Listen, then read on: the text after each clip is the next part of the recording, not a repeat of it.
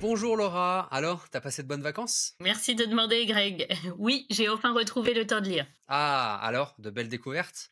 Excellente. J'ai une passion pour Joseph Roth, qu'on présente souvent comme le romancier de la chute de l'Empire austro-hongrois, a priori parce qu'il y a de plus proche de l'intelligence artificielle. Et pourtant, je suis tombée sur sa nouvelle Le Léviathan, et j'ai pas pu m'empêcher d'y voir une fable sur le vrai et le faux, sur l'authentique et la contrefaçon. Ok, et il s'agit de quoi exactement? C'est l'histoire de Nissen Pixenic, le meilleur marchand de corail de la petite ville de Progrodi, un shtetl de Galicie. Il sait choisir les coraux et les assembler parce qu'il les aime. Il les croit vivants, sous la garde du Léviathan. C'est dire très joliment dit, page 23. Il y a beaucoup plus de variétés de coraux que ne l'imaginent les gens du commun, qui en connaissent uniquement ce qu'ils ont vu dans les vitrines ou les boutiques. Il en existe avant tout des taillés et des brutes, aux arêtes droites ou arrondies, certains en forme de baguettes et d'épines semblables à du fil de fer barbelé, d'autres brillant d'une lueur jaunâtre, des coraux rouge pâle de la couleur qu'on voit parfois sur les bords des pétales de rosté, et enfin des coraux qui ressemblent à des gouttes de sang séché. Mais puisque Nissen Pixenic aime les coraux, il sait en parler et il leur confère une sorte de magie.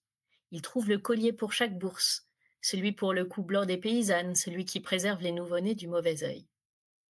Mais un jour, apparaît dans la ville voisine un autre marchand de corail. Alors dites-moi, les spécialistes de l'IA, dites-moi s'il vous rappelle quelque chose. Page 59. Il parlait russe, allemand, ukrainien, polonais, et s'il l'avait fallu, si d'aventure quelqu'un l'avait souhaité, Monsieur Lakatos aurait également parlé français, anglais ou chinois. C'était un jeune homme, aux cheveux d'un noir bleuté, lisse et pommadé. Soit dit en passant, le seul dans toute la contrée à porter un faux col rigide, lustré, une cravate et une petite canne ornée d'un pommeau d'or. Dans la devanture du magasin brillaient des coraux rouges, parfaits, plus légers il est vrai que les pierres de Nissen Pixenic, mais ils étaient d'autant moins chers. Alors quel est le secret d'un corail si bon marché? Il ne se fait pas prier pour l'expliquer. 2 pages plus loin. Nous confectionnons simplement du corail artificiel. Les paysans ne remarquent rien, ni ceux de Hongrie et encore moins ceux de Russie. Ils veulent du joli corail, rouge, sans défaut. En voilà, bon marché, élégant, décoratif. Que demander de plus? Le corail véritable ne peut pas être aussi beau. En quoi est fait votre corail? Demanda Nissen Pixenic.